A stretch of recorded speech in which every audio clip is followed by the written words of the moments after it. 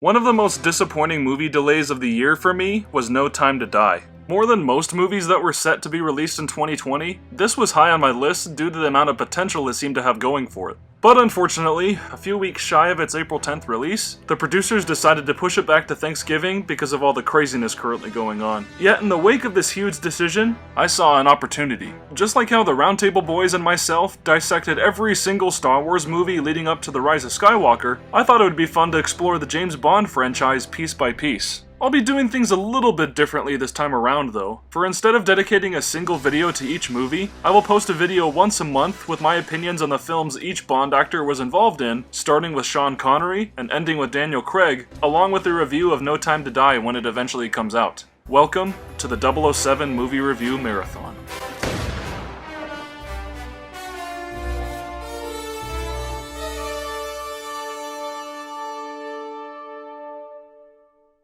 Roger Moore had an impressively long tenure as James Bond, certainly longer than George Lazenby, and even more than the great Sean Connery. But if you watched my previous video, in which I did share my thoughts on the Bond films he starred in, then you'll know that it didn't exactly go for what he was offering to me. There was only one film of his that I could see myself watching again, and even so, that was a hard maybe considering that my wife and I both felt that his films were very weak and silly overall. So with that in mind, I can't speak for moviegoers in the 1980s who were conditioned to seeing Roger Moore as the character, but I can speak on behalf of myself and my wife, and that we were both done with him once the credits for A View to a Kill started rolling. That's why Timothy Dalton, Roger Moore's successor, had a huge impression on the both of us. After having seen several different Roger Moore Bond films, the big conclusion I took away from his take on the character was that he only saved the day because he was lucky. There was hardly ever a sense that his wits, skills as a British Secret Service operative, or even romantic charm guaranteed him success in the field. Roger Moore's Bond won solely because the screenplay made it so. And honestly, I couldn't say much different for Sean Connery and George Lazenby either, because even though their takes on the character were more convincing, they weren't always the sharpest tools in the shed either. They might struggle in a fight here or there, which made for entertaining action, but the degree to which Bond was able to solve problems in those movies, along with Roger Moore's films, leans much more into a dated male power fantasy, rather than anything one could make sense of through logical patterns of thinking. But then we turn to Timothy Dalton, who shows right off the bat that his character earned his license to kill. This man exudes confidence and is self-assured in his ability to do what his job requires. He also thinks and speaks how you might expect a true assassin would, instead of the stereotypical goofy spy you might expect from the average blockbuster. While he still harbors his more superficial attributes, Timothy Dalton proves that something as simple as showing a man intelligently and efficiently doing his job can work wonders towards making him connect to the audience. There's also an aspect to the opening of his first film, The Living Daylights, that makes him likable beyond his competency as a spy though.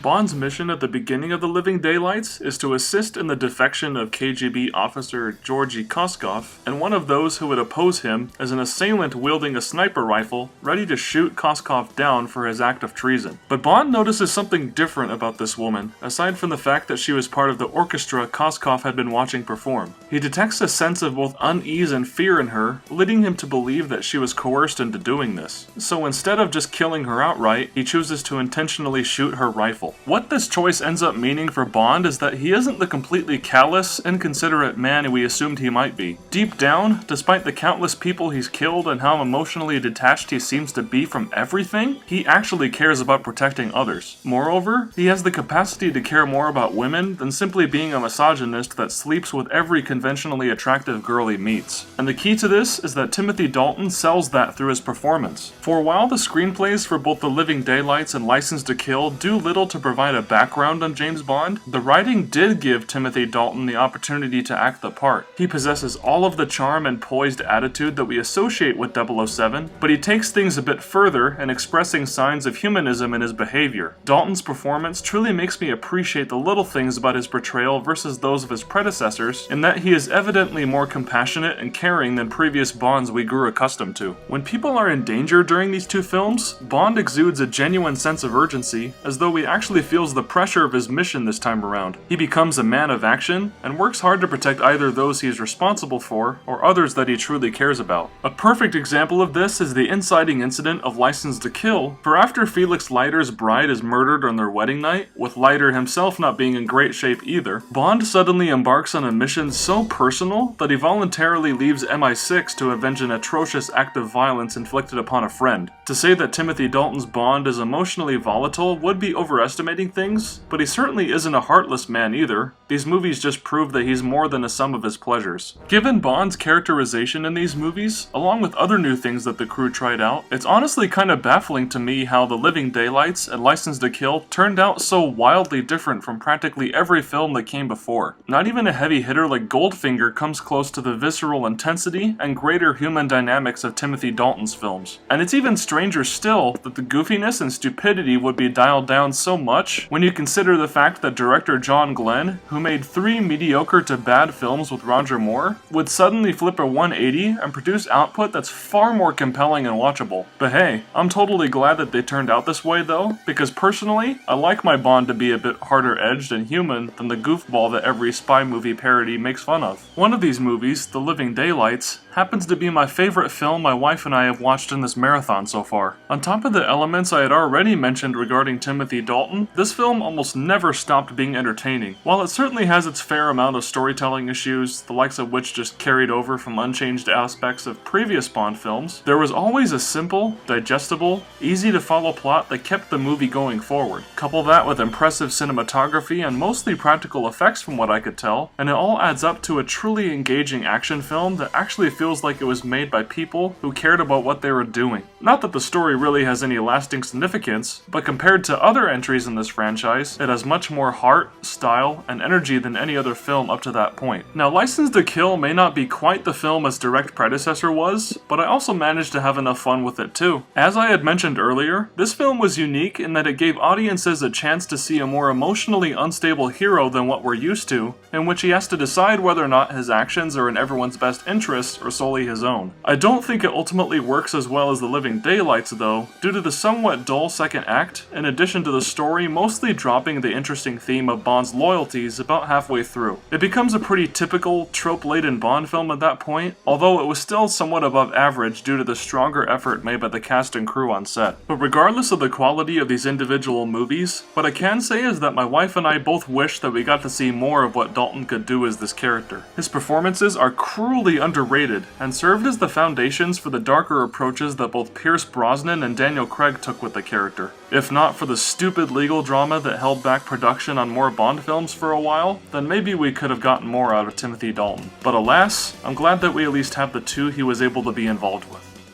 On that note, thank you for chiming in to hear my thoughts on the Timothy Dalton era of this franchise. We look forward to the 4 films by Pierce Brosnan, so please make sure to subscribe to my channel so that you don't miss out on that video when it comes out later in September. You can expect another James Bond related video to come out soon as well. This is Kircher, Zach Kircher, signing out.